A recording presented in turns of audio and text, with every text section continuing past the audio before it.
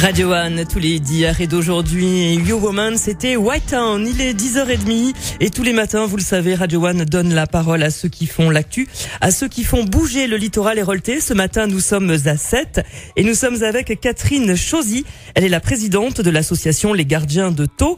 Catherine, bonjour, bienvenue sur l'antenne de Radio One. Bonjour. Alors, très heureuse d'être avec vous. Eh bien, écoutez, le plaisir est partagé.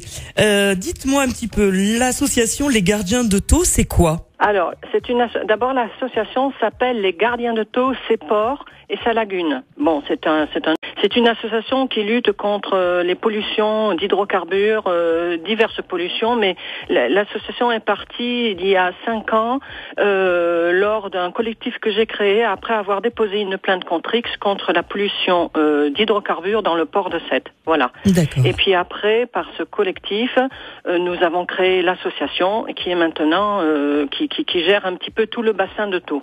D'accord. Voilà. Comment tout le monde peut rejoindre cette association ? Alors, bien sûr, parce que nous manquons beaucoup de bénévoles. L'association fait pas mal de nettoyage au niveau des déchets, au niveau du littoral et de la lagune. Et puis aussi, depuis 2 ans, nous avons créé une section, parce que nous ne pouvons pas quand même faire tout le temps des nettoyages. Bon, il faut savoir que l'association ne fait pas que ça. Hein. Notre but est de faire respecter les lois et nous sommes là pour surveiller un petit peu ce que font tous les élus, hein, et nous leur demandons d'appliquer des lois qui bien souvent sont assez bafouées. Voilà. D'accord. Donc, mais sinon, il y a 2 ans, nous avons créé une section de protection des océans et des cétacés, et ça, c'est beaucoup plus intéressant.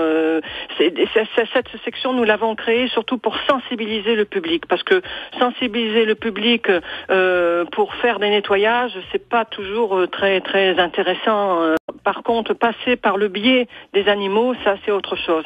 Et ça, c'est quelque chose qui marche assez bien. Et chaque année, nous faisions des diffusions de films documentaires. La première année, nous avons fait une conférence avec une grosse association qui est venue du Cap d'Antibes, SOS Grand Bleu, qui est venue nous faire une projection sur la chasse à la baleine. Donc, ce sont des choses auxquelles on parle beaucoup, hein, dans la presse. Oui. Et l'année dernière, j'ai acheté les droits du film Blackfish. C'est une orque. Heureusement, elle est tueuse parce qu'elle est enfermée. Donc, c'était ça aussi pour sensibiliser les gens à tous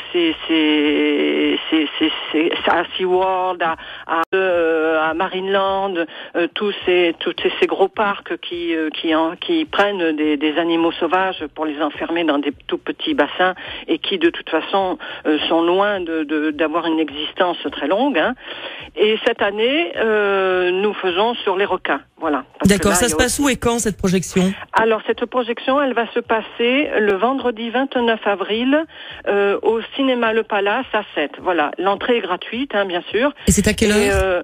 Et c'est à 20h et nous avons un biologiste qui fait partie d'un groupe de recherche sur les requins qui sera là pour le débat. Voilà, donc ce sera extrêmement intéressant. Voilà. Donc 29 avril, 20h, cinéma Le Palace à 7, entrée gratuite, une bonne occasion aussi de prendre contact avec l'association.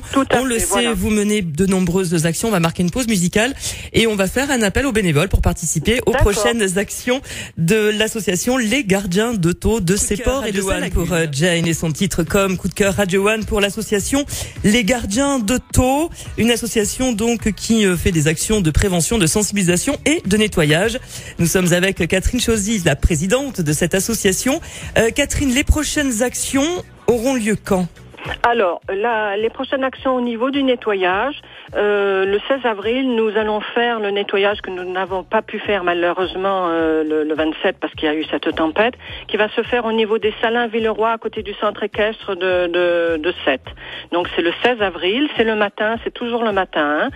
Hein. Ensuite, nous allons faire un autre nettoyage. Alors, pour participer, Catherine. Pour participer, je peux donner mon numéro de téléphone, hein, qui est le 06 09 93 63 31, ou alors sur notre site, notre blog que nous avons, il faut taper les gardiens de Thau, ses ports et sa lagune, blog Midi Libre, et vous tombez sur notre page, et là vous avez le mail à droite où vous pouvez vous inscrire, voilà. D'accord, très bien.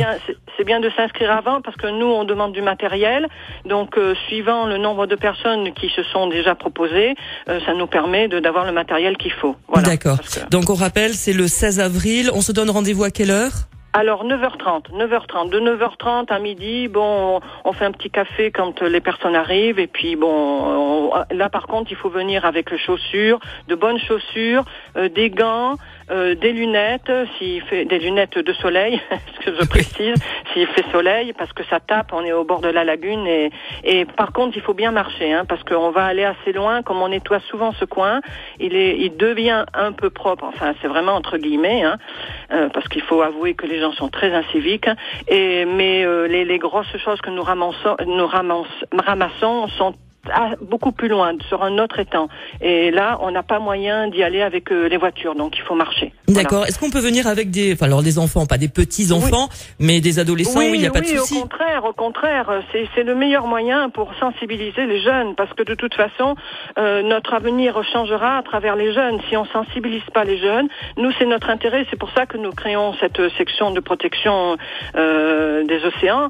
C'est parce que c'est un moyen d'attirer les jeunes. Il faut que les jeunes prennent conscience qu'il y a un énorme changement à avoir au niveau de tous les gestes de tous les jours, qui sont très facile à faire.